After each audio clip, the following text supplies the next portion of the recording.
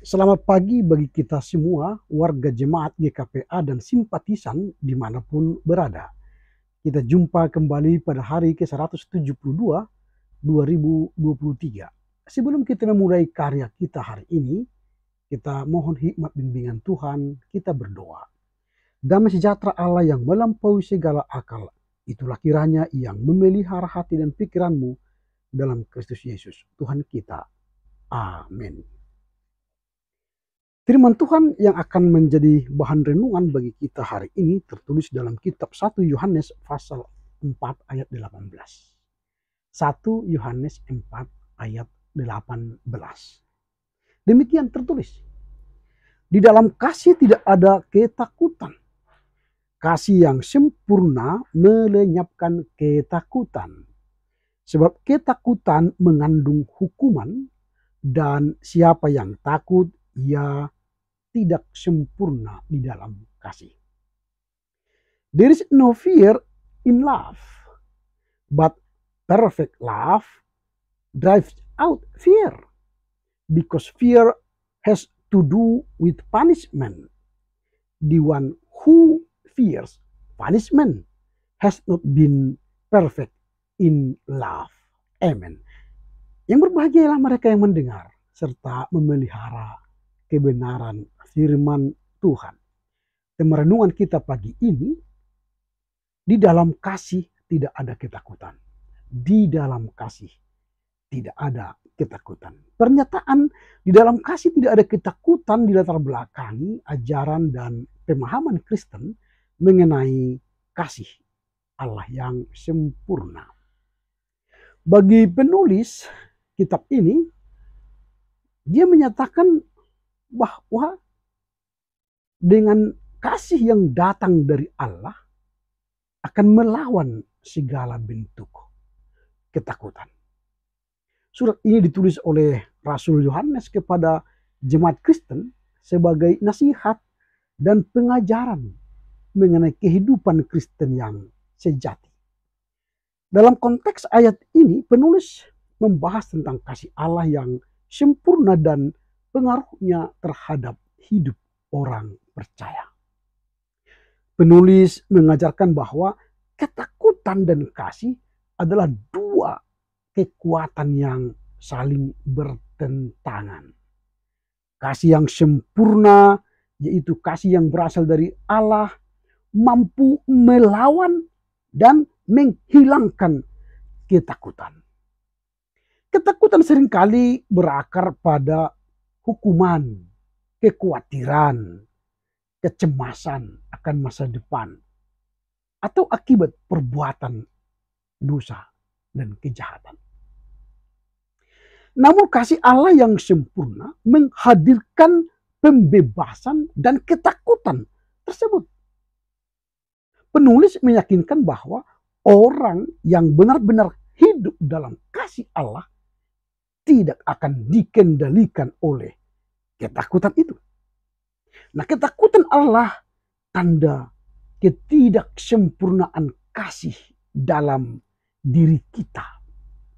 Karena ketakutan menghalangi seseorang sepenuhnya mengalami dan mengasihi orang lain dengan tulus.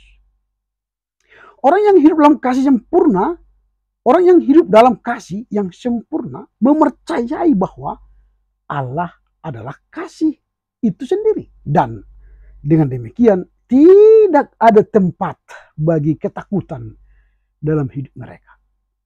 Ini penting, bahwa orang yang hidup dalam kasih yang sempurna mempercayai bahwa kasih Allah yang ada dalam diri kita akan membuat tidak ada tempat lagi bagi ketakutan dan kecemasan dalam hidup kita. Dalam konteks kehidupan Kristen, penulis mengaitkan kasih yang sempurna ini dengan pengenalan akan kasih Allah di dalam Yesus Kristus sebagai perwujudan kasih Allah itu. Jadi Yesus Kristus, di dalam diri Yesus Kristus terlihatlah perwujudan kasih Allah itu kepada umat manusia, bahwa kasih tidak berdendam, tidak mengejek, tidak menghukum, melainkan kasih itu saling menerima, saling mengampuni, saling memberi kehidupan yang abadi. Oleh karena itu bagi orang yang mengalami kasih Allah, ketakutan tidak lagi memengaruhi dan menghantui hidup mereka. Pertanyaan kita sekarang ialah apa yang menjadi tujuan Yohanes menyatakan di dalam kasih tidak ada ketakutan? Jika kita dalami teks ini lebih dalam, maka kita akan menemukan beberapa pesan yang disampaikan Yohanes dalam teks ini. Tujuan Yohanes mengatakan tidak di dalam kasih tidak ada ketakutan. Kita akan menemukan beberapa pesan Yohanes itu. Yang pertama, hendak menghilangkan ketakutan. Jadi kalau dikatakan di dalam kasih tidak ada ketakutan, berarti pesan yang akan kita petik dari nas ini ialah tidak ada ketakutan. Kita hendak menghilangkan ketakutan itu dalam diri kita. Penulis ingin menekankan bahwa dalam kasih Allah yang sempurna, tidak ada tempat bagi ketakutan. Tidak ada tempat bagi ketakutan. Kasih yang sempurna hadir sebagai kekuatan melawan, bahkan menghilangkan ketakutan dalam diri seseorang. Itu yang pertama. Jadi tujuan Yohanes menyatakan di dalam kasih tidak ada ketakutan, yang pertama hendak menghilangkan ketakutan itu sendiri. Yang kedua, menekankan tentang kasih yang sempurna. Yohanes hendak menjelaskan apa itu kasih yang sempurna. Yohanes membedakan antara kasih yang sempurna dengan ketakutan. Kasih yang sempurna berasal dari Allah dan dicirikan oleh sifat-sifat yang pengampunan, penerimaan, belas kasih. Kasih yang sempurna tidak mengandung hukuman dan kecemasan, melainkan kedamaian dan kebebasan. Ini yang kita lihat bagian yang kedua. Jadi menekankan kasih yang sempurna. Yang ketiga, tujuan Yohanes mengatakan di dalam kasih tidak ada ketakutan. Yang ketiga ialah tanda ketidaksempurnaan. Penulis hendak mengatakan bahwa orang yang takut atau yang hidup dalam ketakutan berarti dia tidak sempurna di dalam kasih. Kalau kita sempurna dalam kasih tidak ada ketakutan. Tapi kalau kita memiliki ketakutan berarti engkau, saya, kita semua tidak memiliki kasih yang sempurna. Ketakutan adalah indikasi bahwa seseorang belum sepenuhnya mengalami dan memahami kasih Allah. Saya ulangi, jika ketakutan ada dalam diri kita, itu berarti indikasi kita belum sepenuhnya mengalami dan memahami kasih Allah yang sempurna. Itu yang ketiga. Yang keempat adalah bagaimana kasih Allah itu menyempurnakan hidup manusia. Jika ada kasih itu dalam diri kita, maka hidup kita sudah sempurna.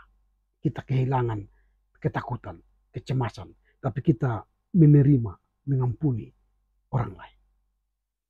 Itu tujuan penulis Yohanes menyatakan di dalam kasih tidak ada ketakutan. Pertanyaan kita yang terakhir ialah, apa yang hendak kita renungkan dari nas hari ini?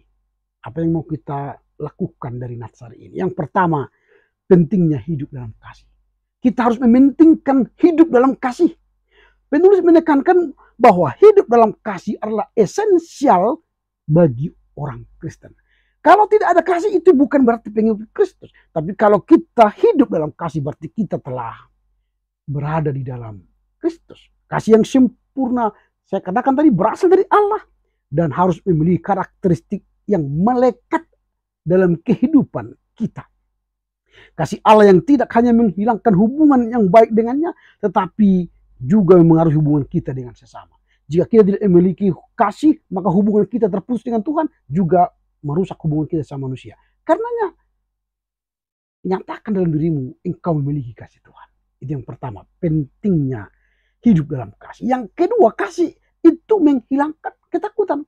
Jadi kalau kita penuh kasih, ketakutan hilang. Karena tidak ada tempat di hati kita. Itu bagian yang kedua yang kita renungkan. Karenanya kalau kita takut, itu indikasi engkau tidak punya kasih. Karena kamu memberi ruang ketakutan di hatimu. Itulah sebabnya setiap hari kita harus mengisi hati kita dengan kasih. sikap pikiran kita dengan kasih, kata-kata kita dengan kasih, tindakan kita dengan kasih. Supaya apa? Supaya ketakutan tidak punya ruang di hati kita. Kita harus menghilangkan ketakutan itu. Karena kasih Allah yang sempurna ada dalam diri kita. Itu yang kedua. Yang ketiga, yang terakhir, kita harus menyadari bahwa ada ketidaksempurnaan dalam kasih. Harus kita sadari bahwa sebagai manusia yang lemah, ada ketidaksempurnaan dalam kasih. Penulis menyatakan bahwa orang yang hidup dalam ketakutan itu berarti tidak sempurna. Dia hidup tidak sempurna dalam kasih. Ketakutan mengungkapkan ketidakpercayaan atau kurangnya pemahaman akan kasih Allah yang sempurna. Oleh karena itu, perlu bagi kita untuk bertumbuh dalam pengalaman dan pemahaman akan kasih Allah. Sehingga kita dapat melepaskan ketakutan dalam hidup dan memiliki kebebasan yang diberikan oleh Allah bagi kita. Karena itu, jalanilah hubungan yang kuat dengan Allah. Dan hiduplah dengan kasih yang sempurna agar kita lepas dari ketakutan. Selamat berkarya untuk Tuhan. Amin. Kita berdoa. Terima kasih Bapa, karena firman-Mu mengajar kami bahwa di dalam kasih tidak ada ketakutan. Pernyataan Yohanes ini akan menenangkan hati kami. Bahwa ketakutan itu tidak punya tempat dalam hati kami. Jika hati kami dipenuhi oleh kasih Allah. Mampukan kami terus mengisi hati, pikiran, tindak laku, dan setiap perlakuan kami, sikap kami dengan kasih yang sempurna. Agar tidak ada tempat ketakutan dalam hati kami. Terpujilah Engkau Bapa, demi Kristus Yesus kami berdoa dan bersyukur kepadamu. Amin. Selamat berkarya untuk Tuhan, tetap jaga kesehatan. Horas, horas, horas.